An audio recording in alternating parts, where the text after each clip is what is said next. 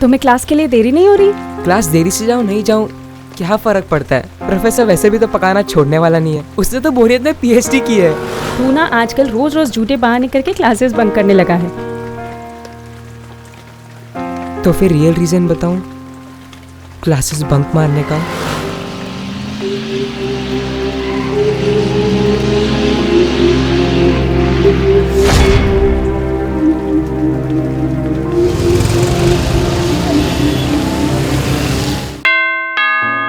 आ रही हूँ। अस्सलाम वालेकुम। वालेकुम सलाम। ग्रिल वाले से बात की? अरे यार, हमारी भूलने की आदत भी ना। हद कर दी आपने। मैंने आपको एसएमएस भी किया था, अब मैं आपसे कहूंगी ही नहीं। कल मैं खुद जाऊंगी, ग्रिल वाले को यहाँ लाऊंगी और अपना काम करवा लूंगी। सोहेल से क्यों नहीं कहती उसे लाने के लिए? आपका साहबजादा है, बहानों का तो भंडार है उसके पास। एक तो हाथ नहीं आता, जब देखो दोस्तों के साथ तफरी करता रहता है। तफरी करता है तो क्लास कब जाता है? ये सब आप उसी से पूछ लेना। अपनी माँ को तो अपनी मीठी बातों से चकमा देने में उस्ताद हो गया है हमारा सोहेल। अब्बू मेरा यकीन कीजिए, मैं एक भी क्लास मिस नहीं करता और अभी तो पता नहीं कौन सी ट्रिप पर है। देखो सोहेल, तुम बच्चे नहीं हो बेटा, इसलिए खुल के कह रहा हूँ तुमसे। मैं आज बैंक में मैनेजर हूँ, तो ये पोजीशन कोई आसमान से नहीं टपकी बेटा। मैंने बहुत पापड़ बेले हैं इसके लिए। जानता हूँ अब्बू, इज्जत करता हूँ आपकी। तुम इंजीनियर बनना चाहते हो, तो तुम्हारी सारी जरूरतों को पूरा कर रहे हैं ना हम बेटा। बस तुम अपना फोकस सिर्फ पढ़ाई पे रखना। अब्बू ट्रस्ट कीजिए, मैं इंजीनियर जरूर बनूंगा और आपको मुझ पर फक्र होगा।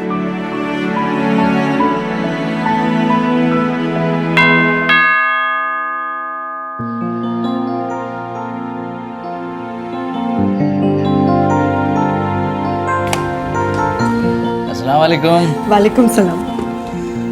अरे भाई, वो ग्रिल वाले को भेजा था हमने, आया कि नहीं? आया था, शुक्र है आपको याद तो रहा।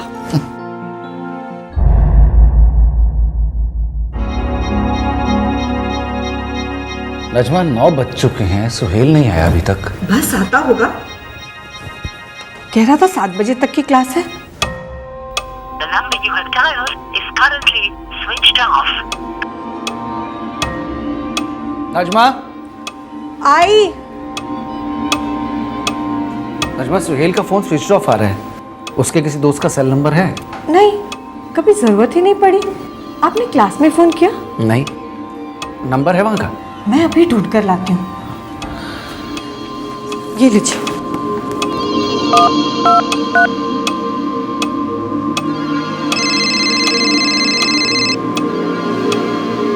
हेलो। हेलो प्रोफेसर दिवाकर, मैं सोहेल का फादर बोल रहा हूँ। हाँ जी बोलिए। सोहेल घर नहीं आया अभी तक। लेकिन आज तो वो क्लास भी नहीं आया था। क्लास नहीं आया? Are you very sure? या वेरी श्योर। किसी और क्लास में भी जाता है ना? हाँ, प्रोफेसर मिश्रा की क्लास में। ये रहा नंबर। अच्छा, क्लास आया था। आप बता सकते हैं कि क्लास से कितने बजे निकला? ओके। मिश्रा क्लासेस तो 3 बजे खत्म हो जाती हैं। उसके बाद प्रोफेसर दिवाकर की क्लास में तो गया ही नहीं। उसके किसी दोस्त का नंबर नहीं है तुम्हारे पास, ऐसा कैसे हो सकता है? उसने कभी दिया ही नहीं और आज तक कभी जरूरत भी नहीं पड़ी। अब इतनी रात आप कहाँ जा रहे हैं? सोहेल को वापस लाना। सोहेल के पिता परवेज शिराज रात भर अपने इकलौते बेटे को तलाशते रहे। शिराज साहब पेशे से बैंक मैनेजर थे, मेरठ की रात की दुनिया से ज्यादा वाकिफ नहीं थे, लेकिन फिर भी अपने बेटे की तलाश में लगे रहे। इससे पहले कई बार सोहेल बिना बताए रात देर से घर लौटता था, लेकिन उस रात लौटा ही नहीं। जाहिर है मामला सीरियस था, काफी सीरियस। सुबह होते ही सोहेल के माता पिता पुलिस स्टेशन पहुंचे। सोहेल का फोन स्विच ऑफ आ रहा है सर। सोहेल का फोन कभी भी स्विच ऑफ नहीं आता है सर। दोपहर को घर आया था स्कूल से? जी हाँ, वो हमेशा घर आता है, चेंज करता है, रोटी खाता है, फिर क्लास के लिए निकल जाता है। अम्मी जा रहा हूँ मैं। हाँ, अरे सुन, बाइक ज्यादा फास्ट नहीं चलाना। ठीक है अम्मी। 10 की स्पीड पर चलाऊंगा बस। 10 कम होते हैं कि ज्यादा? बहुत ज्यादा होते हैं अम्मी। 6 पर चलाऊं? नहीं, 5 पर चला। तुम कितने क्यूट हो अम्मी। बाय।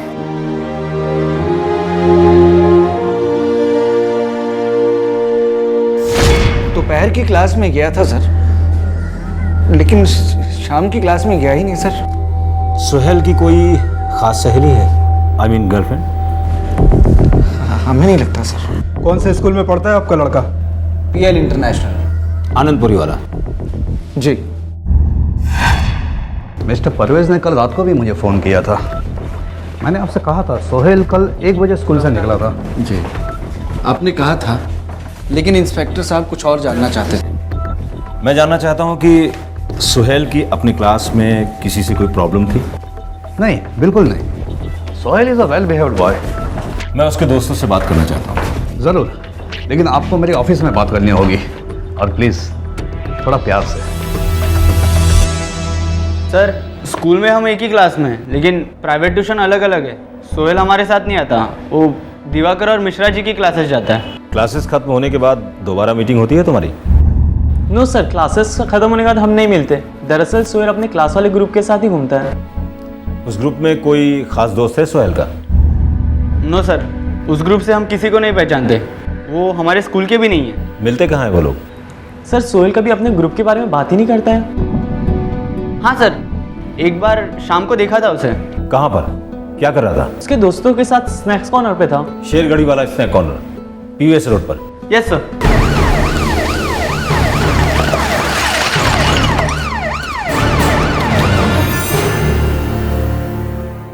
हाँ सर, ये लड़का आता है यहाँ पर, इनका ग्रुप है। हफ्ते में कितनी बार आता है? डेली आता है साहब, लेकिन सर कल इसके सिर्फ 2 दोस्त आए थे, ये नहीं आया था। इस ग्रुप के लड़कों के नाम जानते हैं आप? नाम तो पता नहीं साहब, लेकिन ये रोज़ 7:30 बजे के लगभग यहाँ पर आते हैं और 8:30 बजे के करीब तक यहाँ बैठे रहते हैं। सोहेल रोज 8:30 के आसपास ही घर लौटता है सर। मिस्टर परवेज, इस ग्रुप के लड़के क्या सुहेल की क्लास के हैं? हो सकते हैं सर, और नहीं भी। हम लोगों ने इस बात पे कभी गौर ही नहीं किया सर। देखिए, मैं शॉर्ट तो नहीं बोल सकता, लेकिन सोहेल राजू से काफ़ी क्लोज लगता है। मैं राजू से मिल सकता हूँ? श्योर, पर इंस्पेक्टर साहब प्लीज़ बी जेंटल, स्टूडेंट है मेरा वो। सर, मैं सोहेल विवेक बहुत क्लोज हैं। स्नैक्स कॉर्नर जाते हो? हाँ, हम डेली जाते हैं, लेकिन कल सोहेल नहीं आया था। क्यों? पता नहीं सर, हम मिश्रा जी के क्लासेस में मिले थे, फिर हम दिवाकर सर के क्लासेस में मिलने वाले थे, और फिर स्नैक कॉर्नर में, लेकिन वो दिवाकर सर के क्लासेस में आया ही नहीं। अरे तेरे वो क्लास में वो लड़की है ना, हॉट है। तुझे तो ना हर लड़की हॉट लगती है। बड़ा चिलविल मार यार, क्या हॉट वॉट करता रहता है। साले, अगर वो मुझे एक भी हिंट देगी ना, मैं उसके लिए कुछ भी कर लूंगा। तू ना इस दुनिया का सबसे बड़ा पागल है। इतना ओवर तू बनेगा ना, एक लड़की नहीं पटेगी तुझसे। तूने तो PhD की है ना लड़कियों के ऊपर। तुझे ना जो समझना है समझ। मैं तो भाई जा रहा हूँ, मेरे को लेट हो रहा है। डेट पे लेट आ? मैं किसी डेट वेट पे नहीं आ रहा है, समझा क्या? मुझे पागल मत समझ। 2-3 लड़कियों को ऐसे पटा कर रखता है और बाद में मजा लेता है। मेरी ना एक टिप याद रखना, कभी भी किसी लड़की को इतना भाव मत देना, एक लड़की नहीं पटेगी। वो लोग को अच्छा नहीं लगता ये सब, समझा? 2-3 गर्लफ्रेंड तो होंगी सोहेल की? नो सर, वो ऐसे ही मजाक में बोलता था। एक तो होगी? हो सकती है, लेकिन सोहेल बहुत सीक्रेटिव है, वो किसी को कुछ भी नहीं बोलता।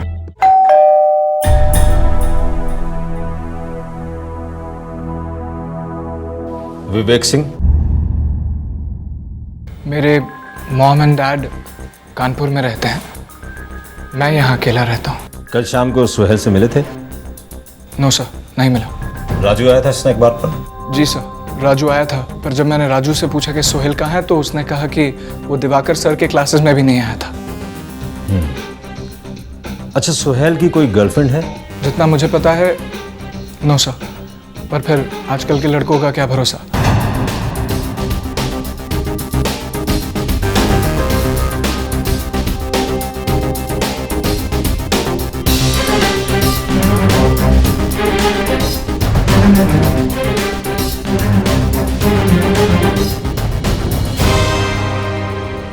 सोहेल का फ़ोन तो अभी स्विच ऑफ आ रहा है सर। मिस्टर परवेज, हम ये तय नहीं कर पा रहे हैं कि ये केस मिसिंग का है या किडनैपिंग का। मिसिंग क्यों होगा सर?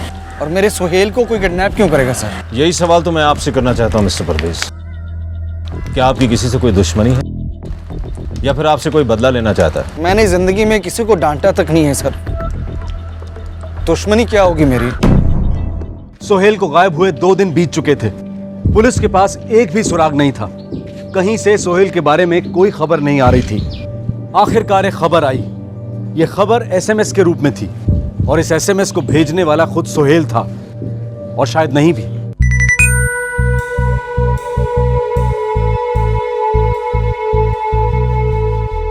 नजमा, सोहेल का एसएमएस है। क्या लिखा है मेरे बेटे ने? बताइए ना कहाँ है वो? अगर सोहेल को जिंदा देखना चाहते हो तो 50 लाख देने होंगे। मैं जल्द ही आपको फोन करूंगा।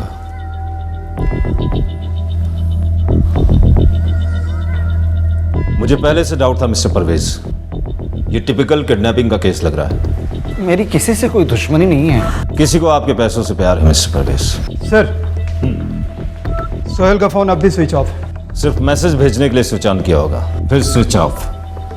कोई बात नहीं, सेल फोन की लोकेशन ट्रेस करो। अब इस केस का खाता खुलेगा।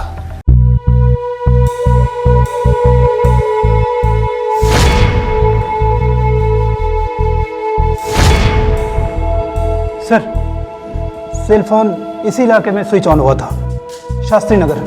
मैं शास्त्री नगर में रहता हूँ। सर, मुझे सच में नहीं पता सोहेल कहाँ है। मुझे कुछ नहीं पता सर। सोहेल के सभी दोस्तों में सिर्फ तुम शास्त्री नगर में रहते हो और फिरौती का मैसेज शास्त्री नगर से ही आया था। इसमें मेरी कोई गलती नहीं है कि मैं शास्त्री नगर में रहता हूँ। मैंने उसके साथ आखिरी बार मिश्रा जी के क्लासेस में बात की थी। राजू, सोहेल के बारे में तुम्हें कुछ ना कुछ तो पता होगा जो उसके माँ बाप को नहीं पता। सॉरी सर, मुझे कुछ भी नहीं पता सर। अभी बोलोगे या? अगर अभी बोलोगे तो बच जाओगे, और अगर हमने पता लगाया कि तुम्हें पता था तो उसके बाद पता नहीं कि तुम्हारे साथ क्या होने वाला है। सोचे? सर, मैं आपसे झूठ नहीं बोल रहा सर, मैं सब सच बोल रहा हूँ sir. I don't know anything sir. Please sir, मैं कुछ नहीं किया सर। सोहेल का दोस्त राजू काफी डिस्टर्ब था, फिर भी पुलिस ने उससे लंबी पूछताछ की।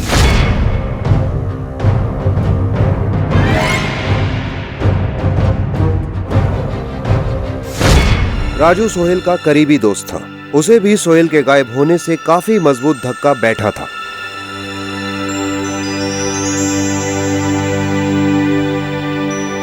आखिरकार राजू से सहा नहीं गया। एक बात थी जो उससे बोली नहीं जा रही थी। उसने वो बात लिखकर बयान की।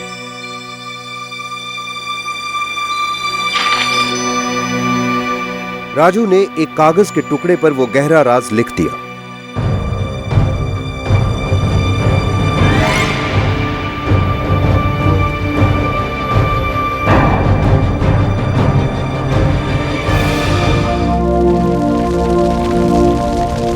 पर उसके लिखे हुए खत ने इस केस को सर के बल उलट दिया। प्यारे मम्मी पापा, मुझे माफ कर देना। मैं आप लोगों को ऐसे छोड़कर जा रहा हूं, पर मेरे पास कोई रास्ता नहीं बचा था। मुझे पता था कि एक ना एक दिन पुलिस को सब पता चल जाएगा।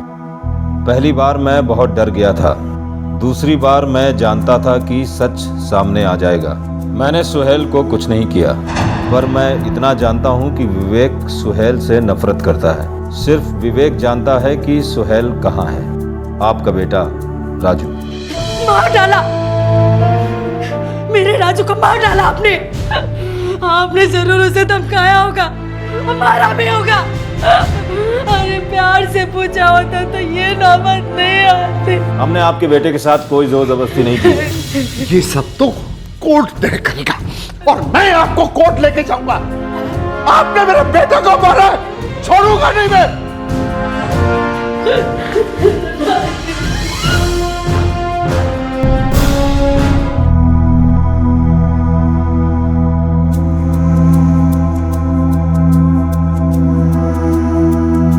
कहाँ जा रही हो श्रुति? इंटरव्यू है। अच्छा, अब सच बताओ, कहाँ जा रही हो? विवेक प्लीज मुझ पर शक करना छोड़ दो। मुश्किल है श्रुति कि मैं तुम पर शक ना करूं। वैसे तुम्हें याद तो है ना कि तुम यहाँ क्यों आई हो और क्या करने आई हो? हाँ, मैं कुछ नहीं भूली। अब जाऊं? जा सकती हो, लेकिन एक और बात, मैं तुम्हें वैसे कभी नहीं जाने दूंगा। समझती हो ना?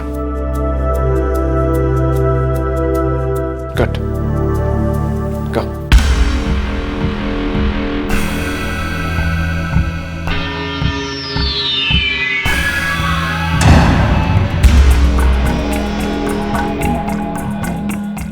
क्या प्रॉब्लम है सर? प्रॉब्लम है मिस्टर विवेक,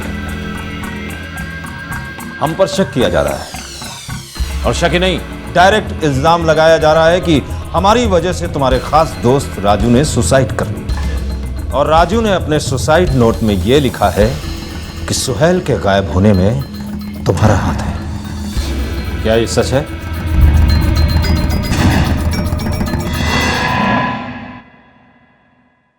राजू झूठ बोल रहा था। उस दोपहर सोहेल के साथ राजू भी आया था वहां। कहां? मेरे घर। क्यों? क्योंकि मैंने ही राजू को बोला था कि सोहेल को वहां ले आ। यार विवेक छोड़ ना यार, ये सब तो क्यों कर रहा है? क्योंकि उस कमीने को बहुत चर्बी चढ़ी है, इसलिए।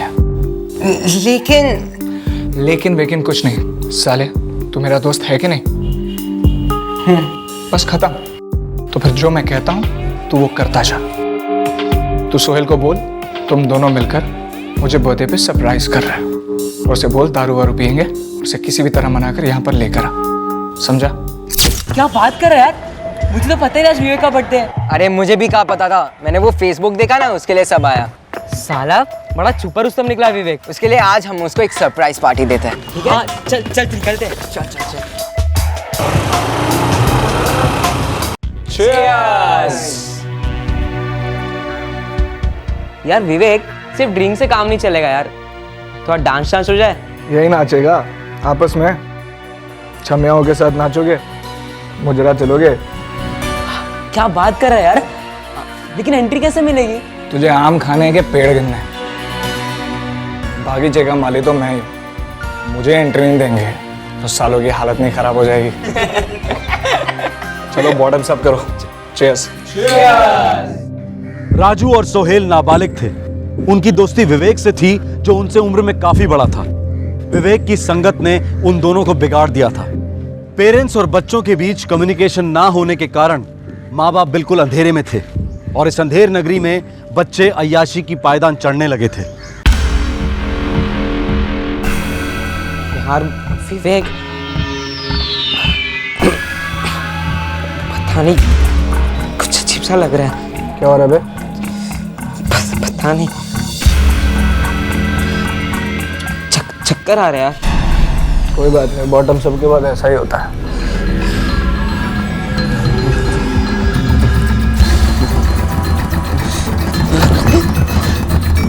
मैंने सोहेल की ड्रिंक में 15 नींद की गोलियां घोल दी थी।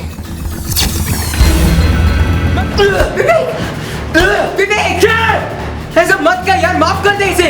इसे माफ नहीं करूंगा मैं, इसे आजाद कर दूंगा। इसे ऐसी जगह भेजूंगा जहां से कभी वापस नहीं आएगा। ये मैं अकेला नहीं कर रहा हूं, तू भी इसमें बराबर का हिस्सेदार है।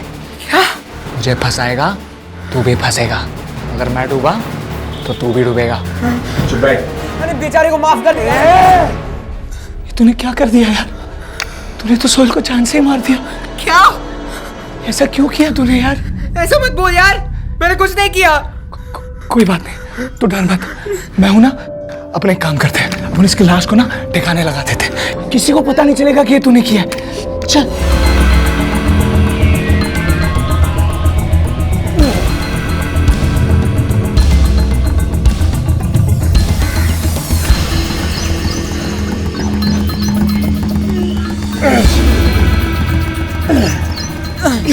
हस्तिनापुर की गंगा नहर में लाश को फेंक दिया गया।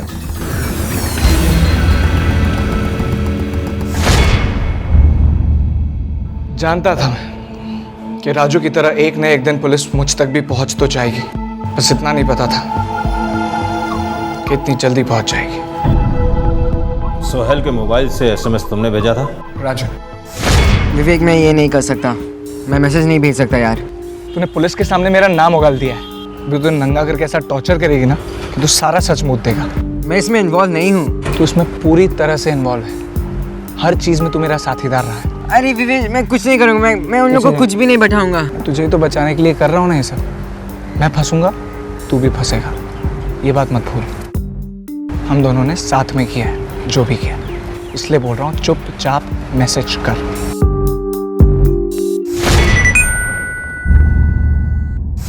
वहाँ ढूंढिए, वहाँ।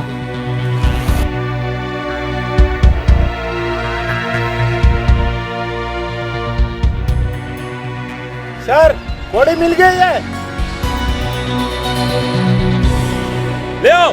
विवेक की मदद से पुलिस ने सोहेल की लाश को ढूंढ निकाला।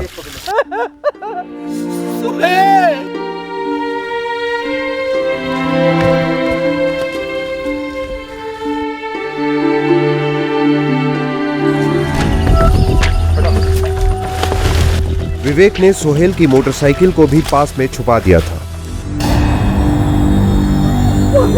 शैतान! क्यों मारा मेरे बच्चे को? क्यों मारा उसको? मारिए अपने आप को। क्यों? मैंने आपके बेटे को समझाया था, बहुत प्यार से समझाया था, पर वो समझा नहीं सर। उसमें बहुत गुरूर आ गया था, बड़ी चर्बी चढ़ गई थी आपके बेटे को, तो मैंने उतार दी।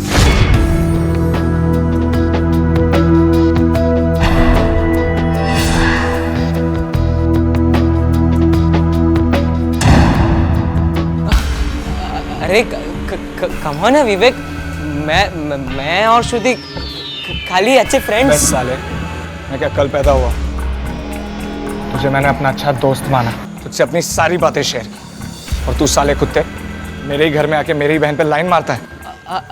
ऐसा कुछ नहीं है विवेक, तू गलत समझ रहा है, तू मिसअंडरस्टैंड कर रहा है। उसने भी मुझसे झूठ बोला और इसने भी मुझसे झूठ बोला। इसके हस्बैंड की हाल ही में डेथ हुई है सर। मैं इसे मेरठ लाया एक नई जिंदगी स्टार्ट करने के लिए, और ये बेशरम मेरी बहन है, 17 साल के बच्चे के साथ फ्लर्ट कर रही थी, वो भी मेरे दोस्त के साथ। मैंने कभी उसके साथ फ्लर्ट नहीं किया। तुम उसे घर पर लेकर आए थे, तुमने उसे इंट्रोड्यूस करवाया था, मैंने क्या किया?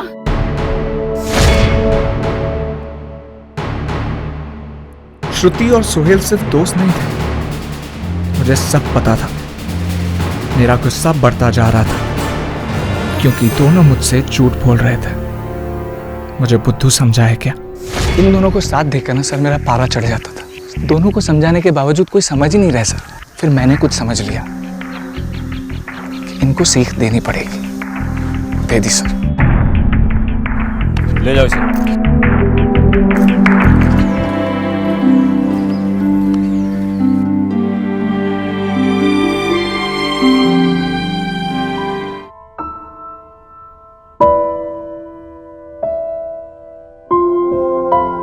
मैं इंजीनियर जरूर बनूंगा और आपको मुझ पर फक्र होगा।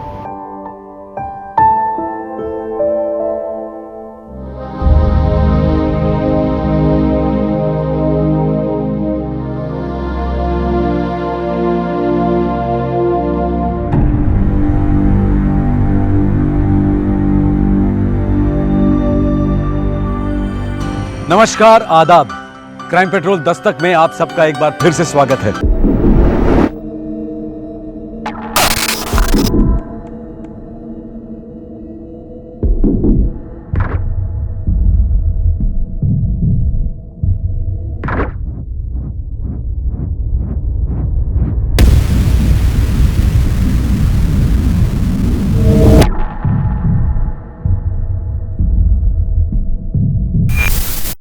दो प्रेमियों के बीच गुजरे पल बहुत निजी होते हैं, पर अफसोस हर रिश्ता ऐसा नहीं होता।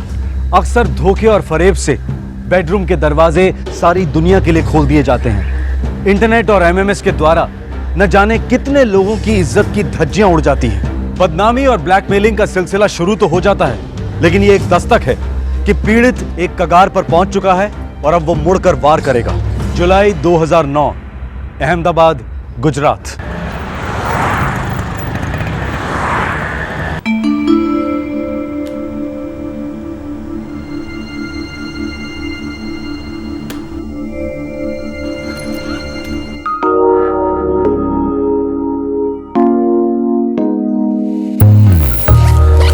આવું છું માં, આવું છું બાબા। વિશાલ, શું આવું છું? નાસ્તા નથી કરવાનું? माँ आप नाश्ता कर सकता हूँ या मीटिंग कर सकता हूँ? बहुत ज़रूरी मीटिंग है, फिर मिलता हूँ। अरे विशाल, इतवार को अपने आप को फ्री रखना। दिव्या के माता पिता आ रहे हैं आनंद से।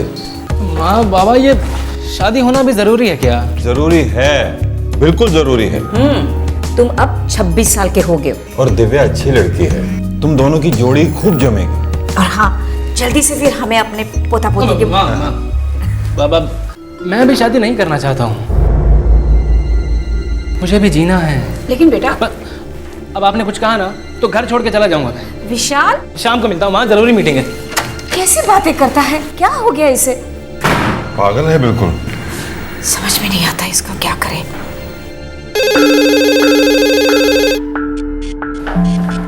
HP टेक्नोलॉजी हम दोनों के लिए।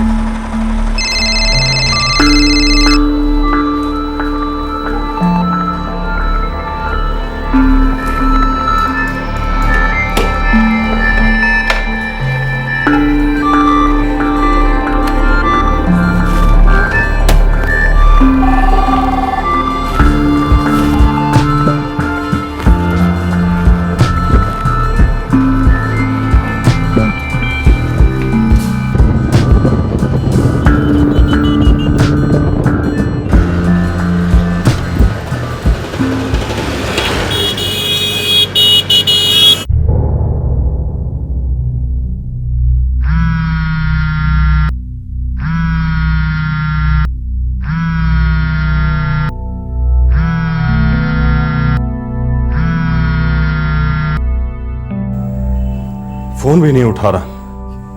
घर का सेल भी नहीं उठा रहा है। ऐसा तो आज तक उसने कभी किया नहीं। कहीं शादी की बात से नाराज तो नहीं हो गया? मैं फिर से ट्राई करती हूँ।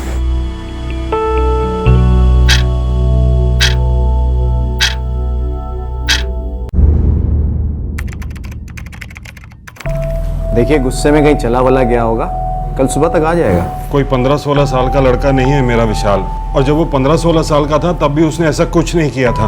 ऑफिस कहाँ है? Helmet circle, Ambika chambers. अच्छा कोई गाड़ी वाड़ी है, मतलब कार बाइक? होंडा एक्टिविया चलाता है। दबे जी सर। हॉस्पिटल्स और सारे पुलिस स्टेशन चेक करो, और पिछले 12 घंटे में जितने भी एक्सीडेंट्स के केसेस हुए हैं सबके रिकॉर्ड्स मंगवा लो। ऑफिस वाले ने क्या बोला? लंच के बाद ऑफिस से चला गया था, किसी को कुछ बताया नहीं। देखिए हम उसके सेल फोन के रिकॉर्ड्स मंगवा लेते हैं, और तब तक ये एक्सीडेंट्स के रिकॉर्ड्स भी आ जाएंगे हमारे पास। इन सब में 4-6 घंटे तो बड़े आराम से जाएंगे। आप लोग मेरी बात मानिए, घर जाइए, मैं कल सुबह फ़ोन करता हूँ। 26 वर्षीय विशाल पांचाल अहमदाबाद शहर का रहने वाला था और एक अच्छी कंपनी में टेक्निकल इंजीनियर की नौकरी कर रहा था। और फिर एक दिन 19 जुलाई 2009 को विशाल घर नहीं लौटा। वो रात उसके माता पिता के लिए सबसे लंबी और मुश्किल रात थी। डर और उम्मीद दोनों उनके दिलो दिमाग को घेरे हुए थे। सुबह हो गई, सूरज निकल आया, लेकिन विशाल अब तक घर नहीं आया था और ना ही उसकी कोई खबर आई। मामला अब काफी गंभीर हो गया था।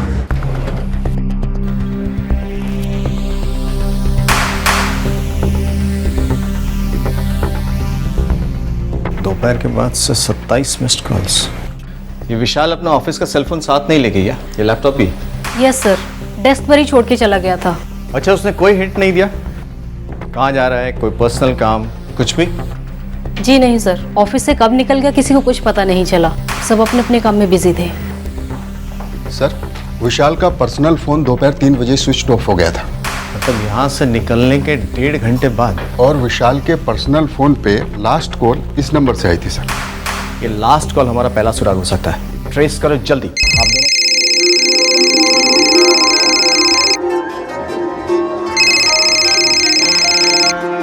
हेलो, मैं यूनिवर्सिटी पुलिस स्टेशन से बोल रहा हूँ। ये किसका नंबर है? जी मेरा है, मनीषा शाह। आप विशाल पांचाल को जानती हैं? हाँ ऑफ कोर्स जानती हूँ, मेरा बहुत अच्छा दोस्त है। सब ठीक तो है ना? जी, मेरी कल विशाल से बात हुई थी। कितने बजे? यही कुछ 1 या 2 के बीच। 1:30 पे, टू बी मोर प्रिसाइज। ये विशाल के पर्सनल फोन पे रिसीव किया गया लास्ट कॉल था। लास्ट कॉल मतलब? सर, विशाल ठीक तो है ना? पता नहीं, बस फिलहाल है नहीं, गायब है। Oh my God. कब से जानती हैं उसे? कई सालों से, लगभग 9-10 सालों से। कॉलेज से? जी नहीं, मेरे एक अंकल हैं, विशाल उनका पड़ोसी था। मैं जब भी वहाँ जाती थी तो उससे बात होती थी। विशाल कंप्यूटर्स में बहुत ब्राइट है, उसने मेरी कई बार मदद की है। कंप्यूटर्स में? जी। विशाल की सगाई तय हो गई थी। जानती हूँ। नाखुश था इस रिश्ते से? वो भी जानती हूँ। आप भी नाखुश थी? क्या मतलब? आप दोनों का अफेयर था? What nonsense! सेंस।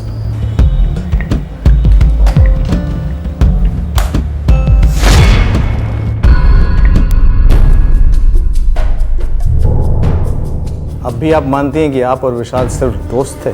मैं और विशाल बहुत अच्छे दोस्त थे, लेकिन आप जो सोच रहे वैसा कुछ नहीं है। कल फोन किस लिए किया था? मैं एक सॉफ्टवेयर कंसल्टेंट हूँ और विशाल से कई बार गाइडेंस लेती हूँ। पिछले कई सालों से हमारा रिश्ता सिर्फ प्रोफेशनल है। विशाल के ऑफिशियल लैपटॉप पे ये पर्सनल फोटोग्राफ्स कुछ और ही कहानी कहते हैं मिस मनीषा। गलत कहते हैं। कोई और लड़की विशाल की लाइफ में? विशाल का तो पता नहीं, लेकिन मेरी लाइफ में कोई और है। आई एम एंगेज इंस्पेक्टर और मेरी बहुत जल्दी शादी होने वाली है, इसलिए प्लीज़ आप इस मामले में मुझे इन्वॉल्व ना ही करें तो अच्छा है। ठीक है, आप जा सकते। Thank you. जी, अच्छी बात है। नमस्कार। दिव्या के पिता का फोन था, आ रहे हैं इतवार को। आप इसी वक्त उन्हें फोन करके कहिए कि एक जरूरी काम आ गया है, अगले इतवार उन्हें बुला लीजिए। विशाल ने क्या बचकानी हरकत कर दी? इस तरह भागने का मतलब? बेवकूफ। देखिए, थोड़ा गुस्से वाला है, गुस्सा उतर जाएगा तो अपने आप घर चला आएगा। वो मनीषा, उसके साथ अभी भी है कुछ उसका? नहीं, अगर कुछ होता तो मुझे जरूर बताता।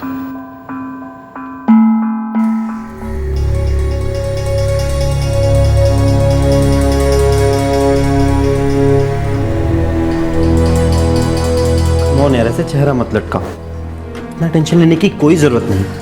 मैं टेंशन नहीं ले रही हूँ, मैं बस थोड़ी सी परेशान। तुमने पुलिस को सब कुछ साफ साफ बता दिया ना, अब कैसी परेशानी? मैंने कुछ साफ साफ नहीं बताया, मैंने उनसे ये कहा कि मैं और विशाल सिर्फ दोस्त थे। हाँ तो वही सच है ना। विशाल और तुम्हारे बीच पहले जो कुछ भी था वो अब कोई मायने नहीं रखता। विशाल पास्ट है, मैं प्रेजेंट और फ्यूचर भी मैं ही रहूंगा, है ना? Of course. ये कहने की जरूरत भी थी क्या?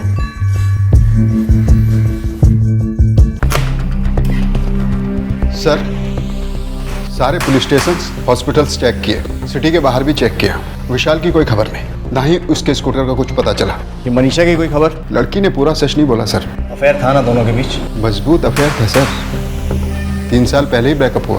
कोई दूसरी लड़की? नहीं सर, दूसरा लड़का सूरज मनीषा के ऑफिस में ही काम करता है, यही अहमदाबाद का लड़का है, कोई रिकॉर्ड नहीं।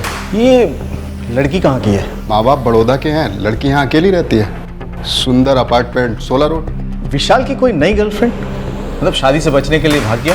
नहीं सर, अगर गर्लफ्रेंड होती तो किसी ना किसी ने देखा होता या सुना होता, और अगर होती भी तो उसकी भी मिसिंग कंप्लेंट फाइल होती सर, और ऐसी किसी लड़की की मिसिंग कंप्लेंट फाइल नहीं है सर। अरे ये अपना हीरो है ना विशाल, ये मिसिंग नहीं है। क्या मतलब सर? ये गायब नहीं हुआ है, छुप गया है, अपनी मर्जी से छुप गया है। 21 जुलाई 2009 विशाल को गायब हुए 3 दिन हो चुके थे। उसके माँ बाप की हालत बहुत खराब हो चली थी और पुलिस के हाथ अब तक एक भी सुराग नहीं लगा था। पुलिस बस इतना जानती थी कि किसी जमाने में विशाल और मनीषा का अफेयर था, जो 3 साल पहले टूट गया था। और दूसरी बात यह भी जानती थी कि विशाल अरेंज मैरिज रिश्ते से खुश नहीं था। विशाल के गुमशुदा होने की कई संभावनाएं टटोली जा रही थी और फिर कुछ दिनों के बाद किसी नई संभावना की जरूरत नहीं पड़ी। आखिरकार जुर्म ने अपना फन उठा ही लिया।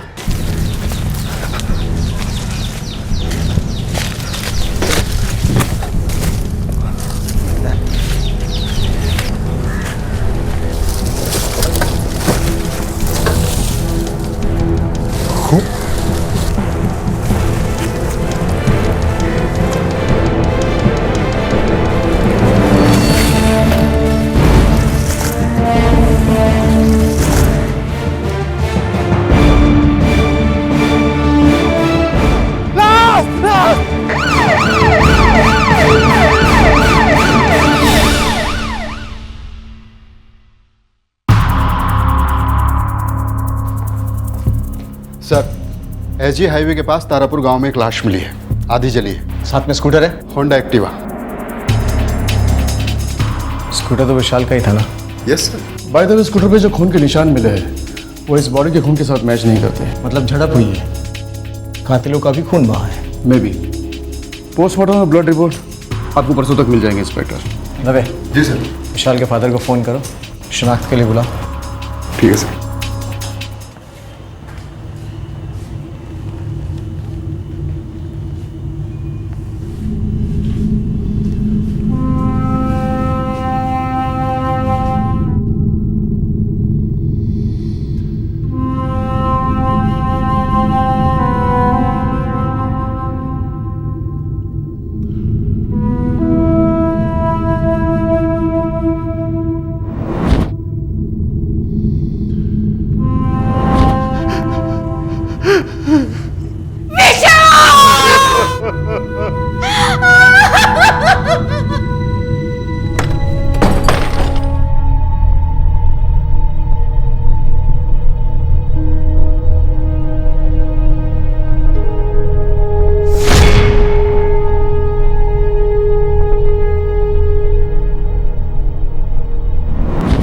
चलो अच्छा है मनीषा, मेरी फीलिंग्स को समझती तो हो तुम। विशाल, मेरे पास कोई चॉइस भी तो नहीं है कोई चॉइस? चॉइस तो है मनीषा, तुम जानती हो। सब ठीक हो जाएगा मनीषा, हम दोनों के लिए, हमारे लिए। ठीक है, अगर तुम कह रहे हो तो। मनीषा यार, इट्स ओवर। विशाल अब नहीं रहा, खत्म हो गया बुरा सपना। बुरे सपने खत्म नहीं होते सूरज, बार बार लौट आते हैं, डराने, याद दिलाने।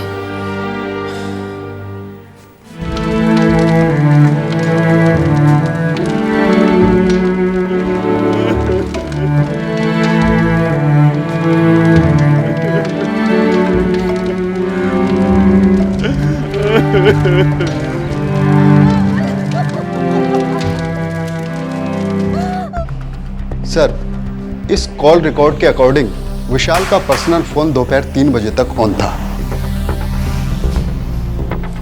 और स्विच ऑफ हुआ यहाँ 16 रोड। मनीषा यहीं रहती है, सुंदर अपार्टमेंट। लड़की हमसे कुछ छुपा रही है सर।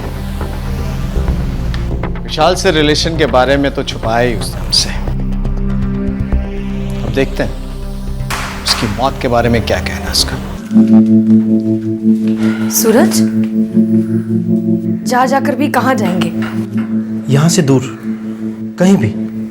मुझे भागना नहीं है। भाग तो तुम अब तक रही थी मनीषा, इस बार लास्ट होगा। इसके बाद तुम्हें कभी भागने की जरूरत नहीं पड़ेगी। अब जल्दी करो, हमारे पास वक्त बहुत कम है।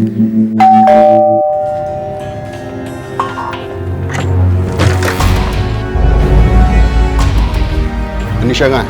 जी, मनीषा तो बाहर गई है। अंदर जाने का टाइम आया तो मनीषा मैडम बाहर चलेगी। चलो कोई नहीं, अंदर बैठ के मनीषा का इंतजार कर। सर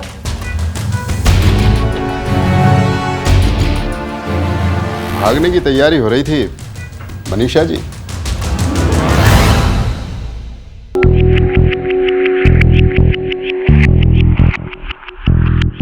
सूखे खून के धब्बे मिले हैं विशाल के स्कूटर पे।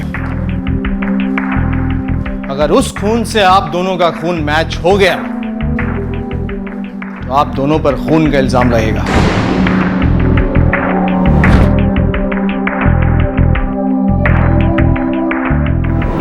बाकी रिकॉर्ड तो है हमारे पास। 16 रोड पर विशाल का फोन स्विच ऑफ हुआ, तो उसके मोबाइल रिकॉर्ड्स कहते हैं। वही 16 रोड जहां आप रहती है मिस मनीषा। मिस मनीषा, आपका सेल फोन रिकॉर्ड बताता है कि 19 जुलाई को दोपहर 3 बजे के बाद आपका फोन तारापुर गांव में था, वही जहां आपके एक्स बॉयफ्रेंड विशाल की लाश मिली। अगर आप दोनों सब कुछ सच सच और फटाफट बता देंगे तो सबके लिए अच्छा होगा। हमें बुलवाने पे मजबूर मत करना, अच्छा नहीं लगेगा मुझे, और आप लोग को तो कतई नहीं।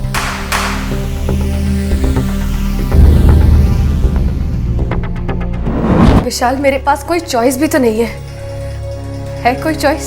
चॉइस तो है मनीषा, तुम जानती हो सब ठीक हो जाएगा मनीषा, हम दोनों के लिए, हमारे लिए। ठीक है, अगर तुम कह रहे हो तो। मनीषा, तुम रो रही हो क्या?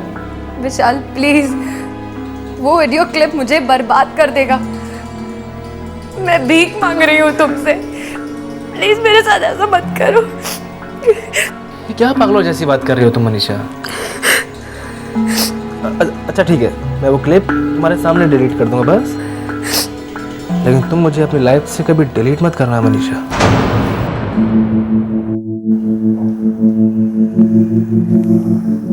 वीडियो क्लिप क्या था ये? सेल फोन से लिया गया MMS।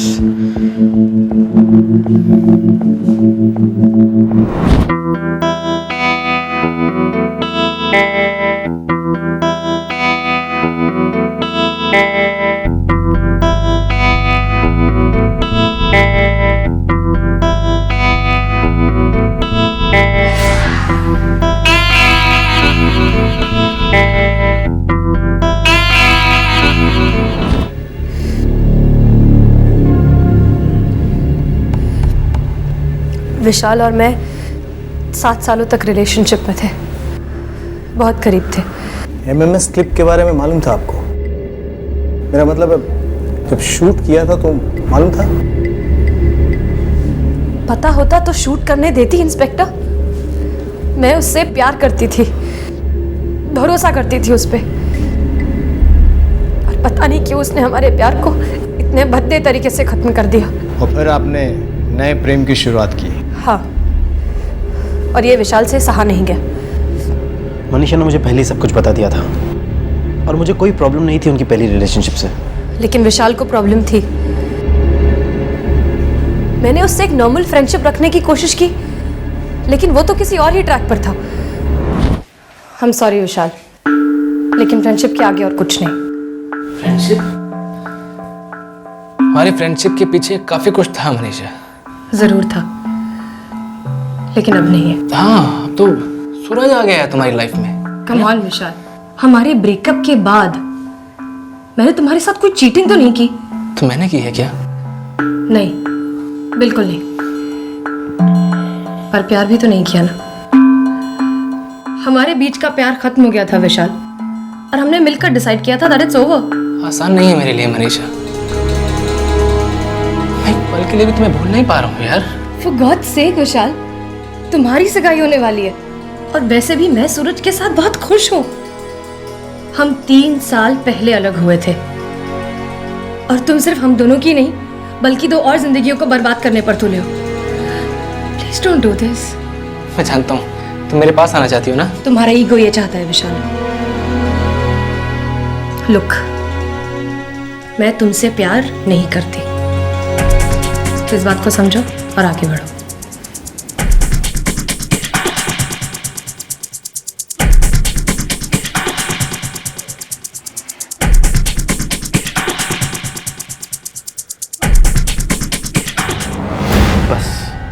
फिर उसने ब्लैकमेल करना शुरू कर दिया। हर दूसरे दिन धमकी देता, कहता कि मेरे माँ बाप को दिखा देगा, फिर कहता कि सूरज को दिखा देगा। उसने वो एमएमएस आपको भेजा?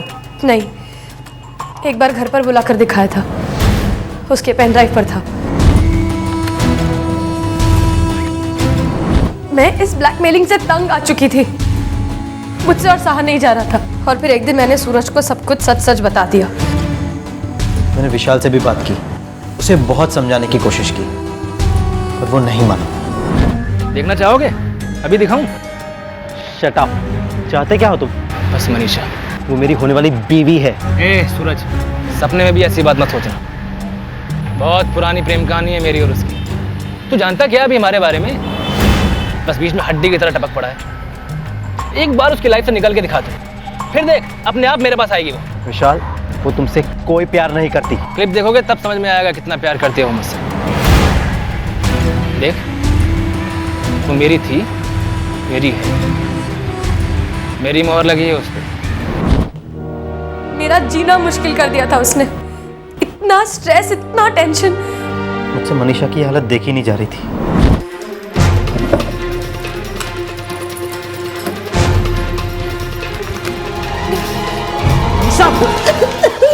ये क्या कर रही हो तुम? मनीषा, क्या कर रही हो तुम? मैं थक गई हूँ सूरज, मैं और नहीं जीना चाहती। विशाल, ब्लैकमेलिंग, मैं हर चीज से थक गई हूँ। मनीषा, मेरी जिंदगी भी तो तुम्हारे साथ जुड़ी है। प्लीज प्रॉमिस करो ऐसा दोबारा कभी नहीं करोगी।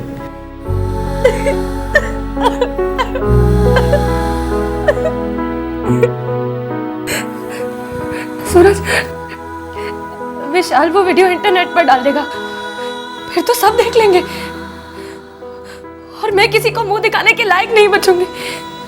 मेरे मम्मी पापा तो मर जाएंगे सूरज।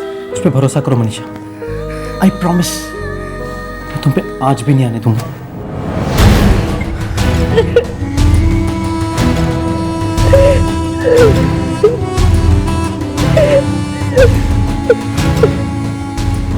हमने तय किया इस प्रॉब्लम का परमानेंट इलाज करना होगा।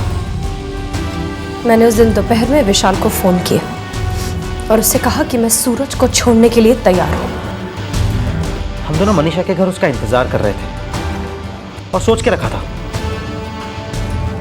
आर्या पार। मनीषा,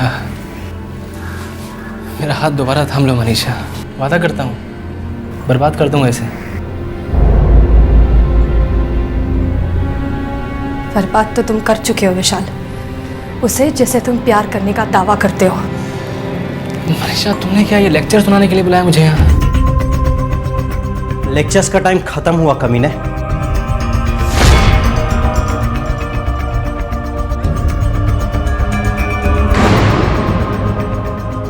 सिर्फ प्रैक्टिकल। हमने विशाल की बॉडी को एक बोरी में डाला और उसी के स्कूटर पर जंगल ले गए।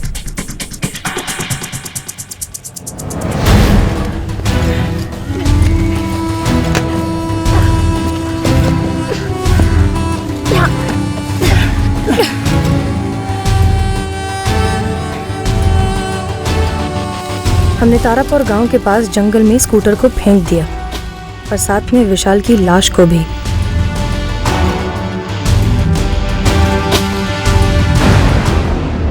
हम इस क्लिप को डिलीट कर देंगे। डिलीट नहीं, हम इसे दफन कर देंगे। मैंने विशाल का पेन ड्राइव और मोबाइल फोन पास के छोटे से तालाब में डुबो दिया। विशाल के साथ उस एमएमएस को भी खत्म कर दिया, हमेशा के लिए।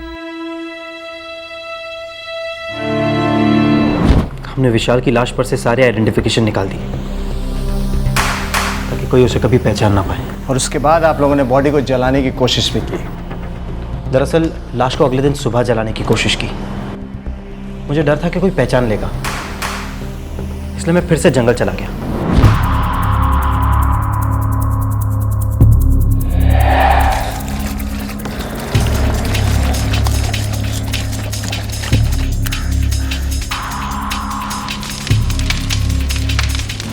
मैंने बॉडी जला तो दी, लेकिन बारिश ने सारा प्लान चौपट कर दिया। हमने लाश को तो पहचान ही लिया और अब कातिलों को भी। मुझे पता था पता था कि हम कभी ना कभी ज़रूर पकड़े जाएंगे, लेकिन मैं उस एमएमएस क्लिप को बाहर आने से रोकना चाहती थी। मेरी, सूरज की, मेरी फैमिली की, सबकी इज्जत का सवाल था सर। कानून सिर्फ सबूत मांगता है मिस मनीषा, और कानून को दिखाने के लिए वो एमएमएस आपके पास है ही नहीं। मैं वो एमएमएस अपने पास कैसे रख सकती थी इंस्पेक्टर? मेरे पास विशाल को मारकर उस एमएमएस को डुबो देने के अलावा कोई चारा ही नहीं था। आपके पास चारा था, आप पुलिस के पास आती, अपने पेरेंट्स को कॉन्फिडेंस में लेके अगर उन्हें ये बात कहती तो बात यहां तक नहीं पहुंचती। और अब देखो कहां पहुंच गए तुम दोनों। लेके जाओ इन दोनों को।